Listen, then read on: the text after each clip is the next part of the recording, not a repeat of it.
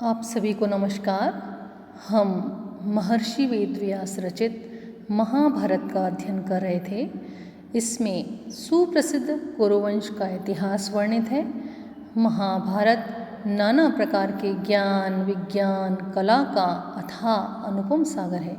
इसकी प्रस्तावना, इसके 3 रूप जय, भारत, महाभारत एवं विषय वस्तु का अध्ययन हम कर चुके हैं। आज हम महाभारत का वैशिष्ट्य देखेंगे। महर्षि वेदव्यास ने भारतीय अर्थनीति, राजनीति तथा अध्यात्म शास्त्र के सिद्धांतों का सारांश सुंदरता से इस ग्रंथ रत्न में प्रस्तुत किया है। महाभारत धर्म तथा तत्व ज्ञान का विश्वकोश है। महाभारत भारत के धर्म तथा तत्व ज्ञान का विश्वकोश है। धर्म ही भारतीय संस्कृति का प्राण है। इसलिए व्यास जी ने अधर्म से देश का नाश तथा धर्म से राष्ट्र के अभ्युत्थान की बात बड़े ही सुंदर आख्यानों के द्वारा हमें सिखलाई है।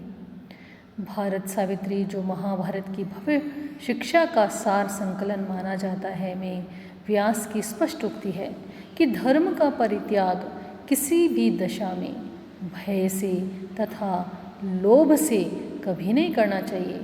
धर्म शाश्वत है, चिरस्थायी है। न जातु कामान भयान लोभात् धर्म त्यजेत जीवितस्य अपि हेतुः। धर्मो नित्यः सुख दुखे त्वनित्ये जीवो नित्यो हेतुरस्य त्वनित्यः। इच्छा पूर्ति हेतु भय, लोभ या प्राण के जाने के भय से धर्म का परित्याग नहीं करना चाहिए, क्योंकि धर्म ही शाश्वत है और सुख दुख क्षणिक हैं। स्थूल देह नश्वर है और आत्मा शाश्वत है। महाभारत का जो दूसरा वैशिष्ट्य है वह है मानवता का उन्नायक पुरुषार्थ। व्यास कर्मवादी आचार्य हैं। कर्म ही मनुष्य का लक्षण है। प्रकाश लक्षणा देवा मनुष्यः कर्म लक्षणः। इस विशाल ब्रह्मांड में मनुष्य ही सर्वश्रेष्ठ वस्तु है, जिसके कल्याण के लिए पदार्थों की सृष्टि होती है तथा समाज की व्यवस्था की जाती है। आज के मानव शास्त्रियों का यह सिद्धांत कि मनुष्य ही इस विश्व का केंद्र है, व्यास के इस कथन पर आश्रित है। गुह्यम ब्रह्म तदिदम वो ब्रवीमि न ही मानुषात् श्रेष्ठतरम ही किंचित। हे संसार के लोगों, तुम्हें एक रहस्यपूर्ण बात बताता हूँ कि इस संसार में मनुष्य योनि से श्रेष्ठ और कुछ नहीं है। मानवता का उन्नायक तत्व पुरुषार्थ है। व्यास के शब्दों में यह सिद्धांत पाणिवाद के नाम से विख्यात है। जगत में जिन लोगों के पास हाथ हैं, जो कर्म में दक्ष तथा उत्साही हैं, उनके सब अर्थ सिद्ध होते हैं।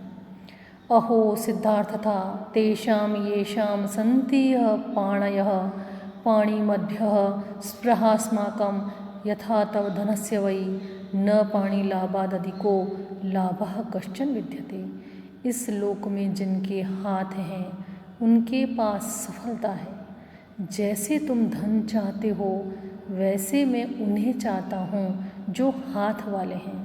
पाणी लाभ से बढ़कर कोई लाभ नहीं है। महाभारत का तीसरा वैशिष्ट्य हम देखते हैं राष्ट्र भावना के रूप में। व्यास जी की राष्ट्र भावना बड़ी ही उदात्त, विशुद्ध तथा ओजस्विनी है। राजा राष्ट्र का केंद्र होता है। राजा दुर्गुणों से सर्वथा मुक्त तथा प्रजा का सर्वभावेन हितचिंतक तथा मंगल साधक होता है। धर्म की व्यवस्था तथा संचालन का उत्तरदायित्व राजा के ही ऊपर एकमात्र रहता है।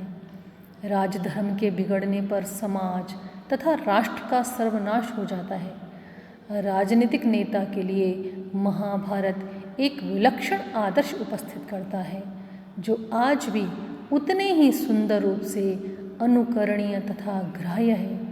भारत कृषि प्रधान राष्ट्र है, अतः व्यास जी का आग्रह है कि जो नेता स्वयं अपने हाथों कृषि नहीं करता, खेत नहीं जोतता बोता, उसे नेता बनकर राष्ट्र की समिति में जाने का अधिकार नहीं होता।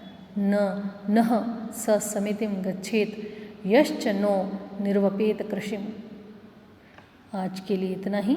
कल हम पुनः महाभारत के वैशिष्ट्य को देखेंगे। तब तक के लिए नमस्कार।